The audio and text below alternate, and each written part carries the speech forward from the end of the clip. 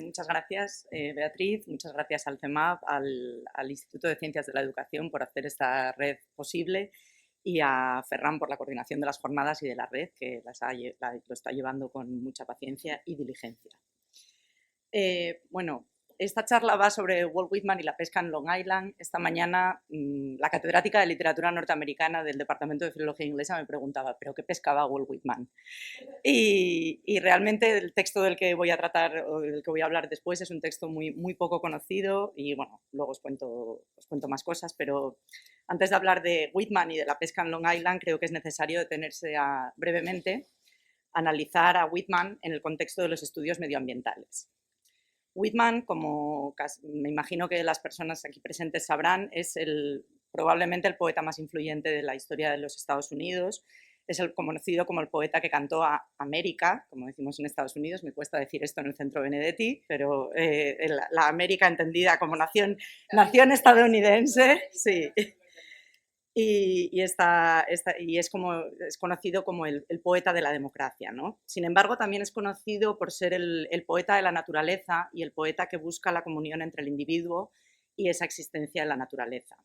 Por ello realiza lo que se conocen como sus cantos a la tierra, y hay algunos estudios como A New Theory for American Poetry, Democracy, the Environment and the Future of Imagination, publicado en el 2006, o A Place for Humility, Whitman, Dickinson and the Natural World, que han abordado esta perspectiva de la relación entre Whitman y la tierra, ¿no?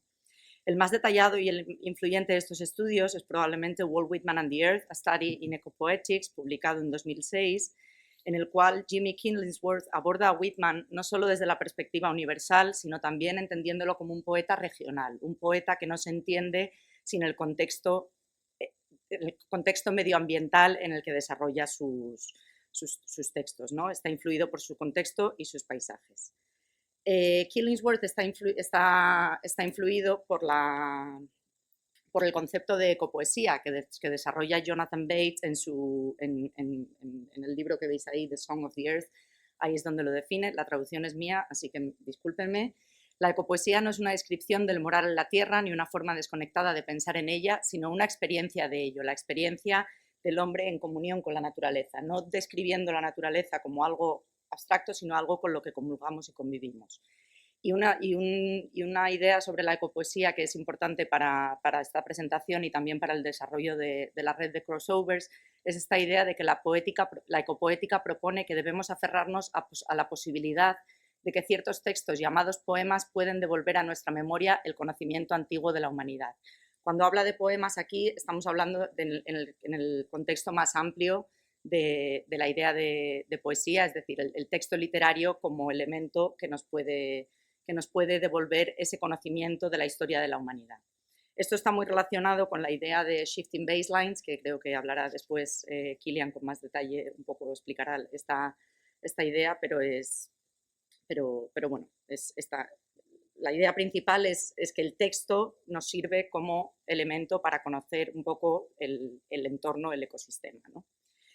Whitman nos permite recuperar esta experiencia en la tierra y lo hace a través del canto a las personas que trabajan la tierra, ¿no? A los trabajadores, los carpinteros, los labradores y también los pescadores, como veremos a continuación. También escribe no solo sobre la tierra, hay una faceta que está más olvidada, que es la relación de Whitman con el mar. Escribe numerosos poemas con referencias al mar, incluso hay un estudio que se llama The Sea is a Continual Miracle, Sea Poems and Other Writings by Walt Whitman, que es una selección de casi todos sus textos sobre el mar, porque el texto del que voy a hablar a continuación no está incluido en este libro, ¿no? Whitman escribe en uno de sus textos autobiográficos, incluso cuando era pequeño, y estoy citando, tenía el antojo, el deseo de escribir una pieza, quizá un poema sobre el mar, mezclando lo real y lo imaginario. Y esto ya nos da una idea de cómo va a ser la relación de Whitman con el mar. Es una relación, como una vez me dijeron a mí que tenía yo con el mar, una relación platónica. ¿Vale? El poema más famoso que tiene con este mar, con el origen del mar, es Al partir de Paumanok, que tienen en la imagen, que es un poema. Esto es la primera sección de 19 secciones, publicado en la edición de 1867 de Hojas de Hierba. El poema empieza en su Long Island natal. De hecho, Paumanok es el nombre que daban los nativos americanos a Long Island. Aquí tenemos también otra idea de la conexión de Whitman con el entorno, recuperando ese nombre de los nativos americanos, que utiliza también como seudónimo. Firma algunos de sus artículos periodísticos, están firmados como Paumanok en lugar de como Walt Whitman, ¿no? Entonces, en este poema, el poeta empieza en su Long Island natal, pero en términos democráticos se presenta como ciudadano del mundo. Vemos el habitante de Manhattan, los bosques de Dakota, el minero en California, el fluente del Missouri, el Niágara formidable. Entonces vemos distintos elementos del paisaje y de las criaturas típicamente americanas. Tenemos tres niveles distintos, o creo yo que hay tres niveles distintos para acercarnos a la relación entre Walt Whitman y el mar. El primero sería su poesía, que es la más estudiada. El segundo sería el Whitman autobiográfico de la década de los años 80 del siglo XIX, en una colección de textos que se llama Specimen Days and Collect, en el cual escribe en retrospectiva sobre su vida, y hay muchos pasajes en los cuales se detiene a escribir sobre el mar. Como Jeffrey Young ya ha hablado sobre todo eso en su libro The Sea is a Continuous Miracle, me voy a detener en el tercer nivel, que sería el nivel más temprano de Walt Whitman, que es el Whitman periodista, el más desconocido para nosotros, pero sin el cual no existiría el Whitman poeta, porque su obra periodística influyó mucho, su labor periodística influyó mucho en el desarrollo de su poesía. Los textos antes de eso he olvidado mencionar que el Paumanok pisciforme se refiere a Long Island. He encontrado esta imagen maravillosa en la cual vemos la isla con el pescado. Entonces, esta es la idea del Paumanok pisciforme al cual se refiere Whitman, ¿no? En el Whitman periodista, como digo, es el más temprano en el que me quiero detener hoy, y especialmente en un artículo que se llama Fish, Fishermen and Fishing on the East of Long Island. Pescados, pescadores y la pesca en el este de Long Island. Esto fue publicado en el Sunday Dispatch. Como comentaba anteriormente, está firmado por Paumanok, pero expertos en Whitman con más conocimiento que yo de la materia han determinado que es Whitman realmente el que firma estos textos por el estilo, y yo pues les compro la idea, ¿no?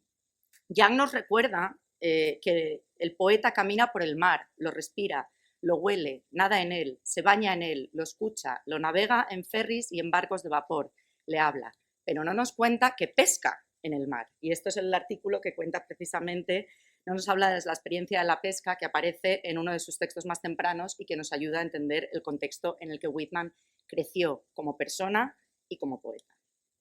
El contexto ¿qué podemos aprender de este texto?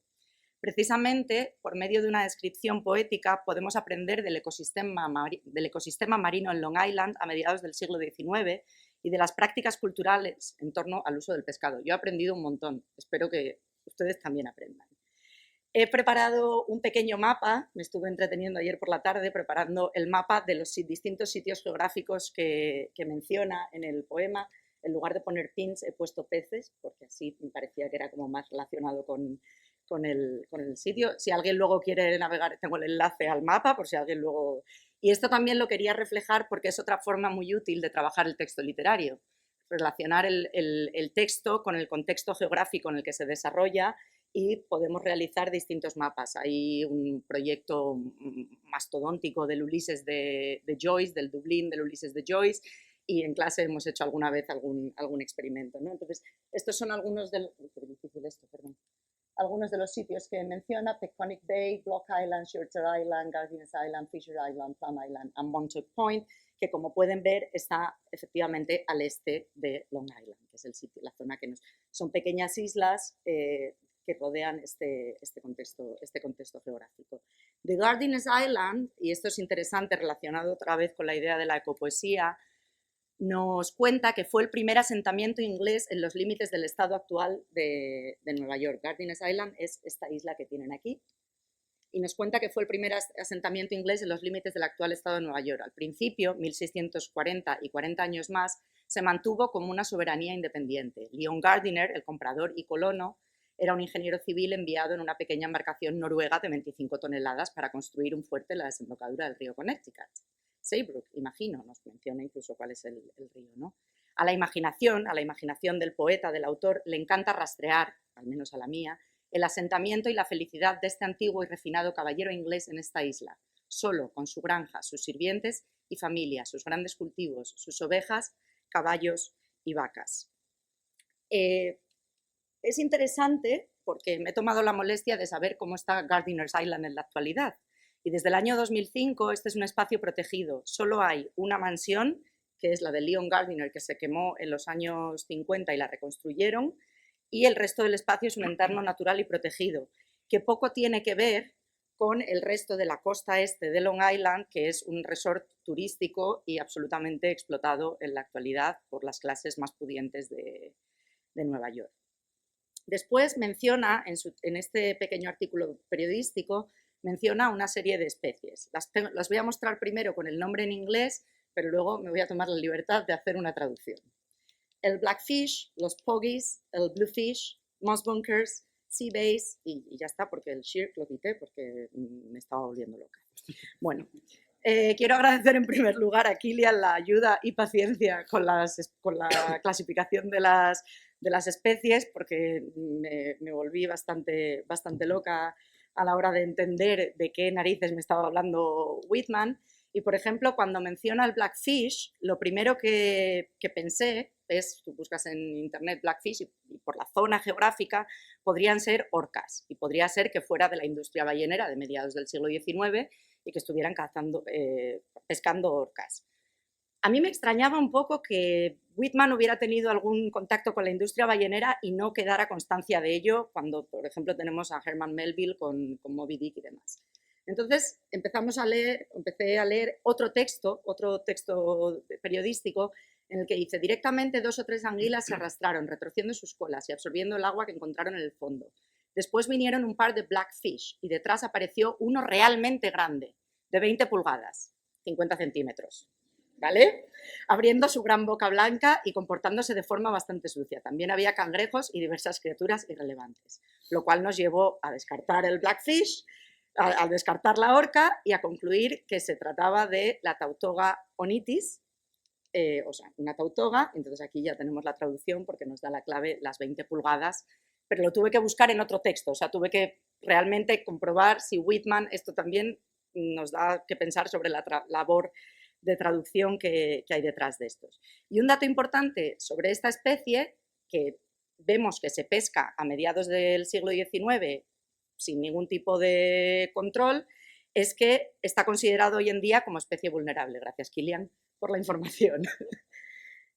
Otra especie que menciona son los pogies, que serían, realmente él los llama pogies, pero se está refiriendo al porgy, que serían una especie de pargos, sargos, doradas o espáridos, ¿no? Después tenemos el bluefish, que es el Pomatomus saltatrix, ya os he dicho que he aprendido un montón. Y luego mi favorita es la descripción de los moss bunkers. Los moss bunkers sería el arenque americano.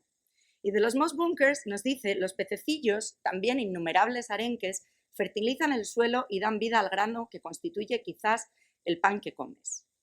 Entonces, lo estoy leyendo, ¿qué narices hacen los moss bunkers fertilizando el suelo? Pues la conclusión a la que llego es que se refiere a moss bunkers que han fallecido probablemente en la orilla, que sufren un estado de putrefacción y que van fertilizando el suelo, que después se convierte en alimento para nosotros mismos, ¿no? Después, la última especie que menciona es el sea bass, que es la lubina americana, parecida a nuestra lubina, el Morone saxatilis, ¿vale? La parte que más me gustó de la descripción, o la parte que más me interesa, es el que nos habla también de las formas de cocinar el pescado. Llama la atención que, bueno, primero nos habla de la delicia que es comer pescado fresco. Tienen una forma aquí de abrir estas tautogas y sargos y asarlos al carbón como si fueran chuletones, que recomiendo que vuestros cocineros de Brooklyn la copien. Yo digo, bueno, pero ¿y cómo comían el pescado estos? Si no es así. En salazón. Y esto llama la atención, porque hoy en día, cuando pensamos en el consumo de pescado en los Estados Unidos, no pensamos en el consumo en salazón. Y aquí sí que me he tomado la molestia de buscar los datos de la FAO. Y efectivamente mi intuición no era equivocada. En 1989 se consumían 2,5 millones o más de salazones en Asia, 770.000 de salazones en la Unión, todavía son datos de la Unión Soviética. Toneladas, perdón, no millones, 2 millones de toneladas. 514.000 toneladas en Europa, 342.000 toneladas en África, 106.000 toneladas en Norteamérica y 72.000 toneladas en Sudamérica. Es decir, el consumo de salazón en el siglo XX en Norteamérica no es tan extendido como parecía que estaba a mediados del siglo XIX, ¿no? También él hace un alegato diciendo que con el frío que hace en Long Island, que el pescado se puede mantener fresco durante 30 o 40 horas por lo menos. Entonces anima a un consumo más saludable del pescado, algo que a mí pues, me llamó la atención, ¿no? Y luego también describe las artes de pesca. 200 hombres en 100 esquifes, pescando anjovas al curricán.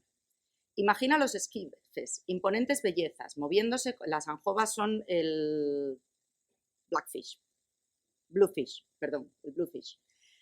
Imagina los esquifes, imponentes bellezas, moviéndose como golondrinas. Aquí tenemos esta mezcla de lo real y lo imaginario del poeta. Y conducidos por 100 valientes expertos lobos de mar, cada uno con la ambición de hacer alguna maniobra temeraria que eclipse a sus compañeros. La pesca que está describiendo Whitman en este momento es lo que tienen en la imagen. Numerosos barcos pescando, ahora hablaremos del tema de los anzuelos, desde la popa del barco y lanzando varias cañas a la vez. No es pesca de arrastre, pero es como algo que anticipa esa idea de la pesca de arrastre. Debería haberos dicho que la anjova es una criatura muy voraz, tan voraz que en lugar de un cebo atamos al hilo un trozo de hueso o incluso un trapo blanco y dejamos que se arrastre por la popa del barco. Esta imagen es de mediados del siglo XIX y aquí vemos otra en la que pueden ver el tamaño de los anzuelos para pescar las anjovas. Y aquí resulta muy interesante ver cómo pone en contraposición la pesca de la anjova y la pesca de la lubina americana y cómo parece que existe una tensión, ahora les enseñaré la cita, una tensión entre estas dos artes de pesca. Mis amigos, en busca de lubinas, esperaban un tipo concreto de viento o algo para completar sus redes, creo. Es un tipo de pesca más sofisticado. Miraban con cierto desdén, según descubrí, al negocio de la anjova, esta idea de la pesca masiva. Descubrí a uno comprando una cesta de pescado de un barco que acababa de llegar cargado, y cuando le pregunté con curiosidad por qué no salían a pescar ellos directamente, me dejó entrever que los lubineros, no sé si esto es un término o no, pero me gustó, porque él utiliza sea basers, pues lubinero, nunca se degradaban de ese modo. La idea de la pesca, como dos artes de pesca que están enfrentadas o con cierta sofisticación. ¿Vale? Y ya concluyo con esto, comentando que este acercamiento a Walt Whitman, este breve acercamiento a su producción periodística, creo que nos ha permitido ver un ejemplo práctico de cómo podemos conectar la idea del viaje en la literatura y la ciencia. A partir de las descripciones de los distintos paisajes y los usos y costumbres de sus habitantes, podemos aprender, en este caso, sobre la historia en Long Island y sus islas, su tradición pesquera e imaginar paisajes pasados que distan bastante de los emplazamientos turísticos que hoy en día pueblan parte de estas islas. Esta presentación ha querido ser una invitación a reflexionar sobre los ecosistemas literarios con los que trabajamos cada día, de modo que podamos tender puentes entre el pasado, el presente y quizá el futuro, para poder reconectar con nuestro entorno, mezclando, como decía Whitman, lo real y lo imaginario, y así pensar otros mundos posibles. Muchas gracias.